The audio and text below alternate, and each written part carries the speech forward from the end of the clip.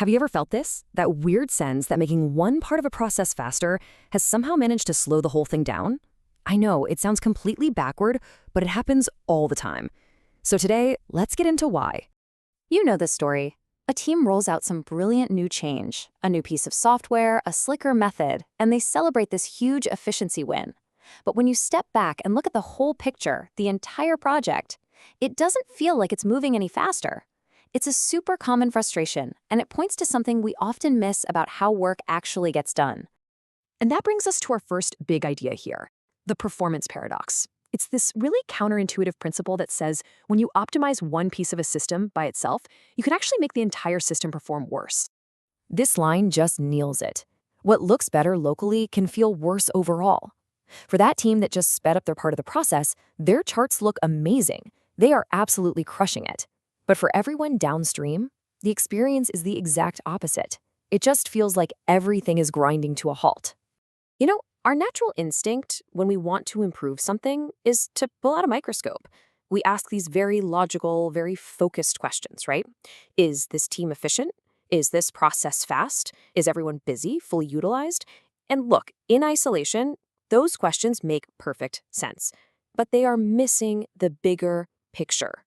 And here's why. A system doesn't care about individual steps. It experiences work from the very beginning to the very end.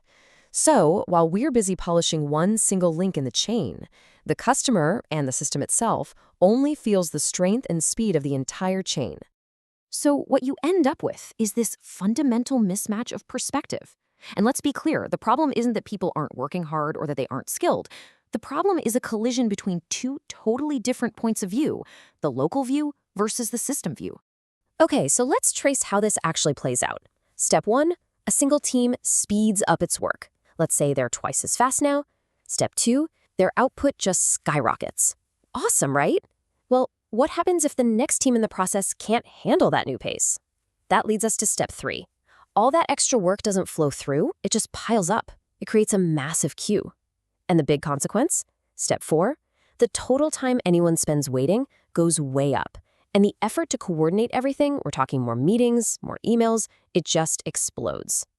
Now, if you're on that improved team, hey, things have never been better.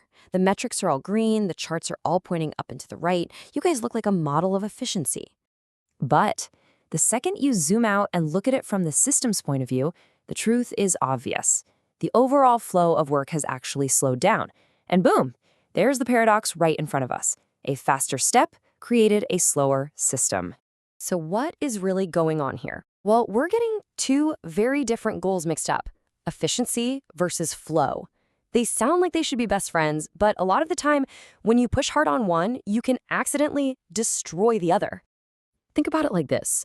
Efficiency is asking, how fast can this one step go? It's all about maximizing the speed of a single leg in a relay race. Flow, on the other hand, asks how smoothly does work move from the very start to the very finish?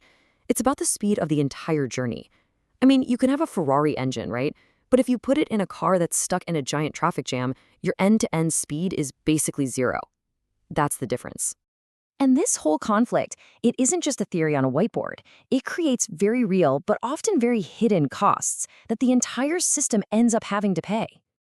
And this is what makes the whole problem so tricky. The cost of that local improvement doesn't show up on that team's dashboard. Instead, the system just absorbs it, quietly. There's no single alarm bell that goes off, just this growing, nagging feeling of friction and delay everywhere else. So what do these quiet costs even look like in the real world? Well, they look like bigger and bigger batches of work piling up before they get moved. They look like more handoffs between teams, more waiting, more time just wasted in queues. And almost always, they look like a ton of extra coordination, more status updates, more meetings, all that energy just to manage the imbalance and keep a broken system from falling apart. So the goal here today isn't to give you some 5-step solution. It's to give you a new lens, really, a new set of questions to look at your own work through. Because in these complex systems we work in, asking the right questions is often way more valuable than rushing to the wrong answers. Let's explore a few of these questions worth holding on to. First up, which of your local improvements, the ones that were celebrated as these huge wins, which of them ended up creating new bottlenecks and new queues somewhere else? Where did a big success in one area just create a massive traffic jam in another? Okay, here's a more challenging one. Where does good performance for one team actually make things worse by increasing the wait time for another team? I mean, which team that's hitting all its targets is accidentally causing pain and delays for everybody else? It kind of forces you to question what good performance even means in the first place. And finally, maybe the most powerful question of all. If you could only measure one thing, just one, and that thing was the total time it takes for a piece of work to get from an idea all the way to a happy customer, what would have to change? If that became your one and only North Star, what would you start doing? And maybe more importantly, what would you stop doing? It's a question that really could change everything.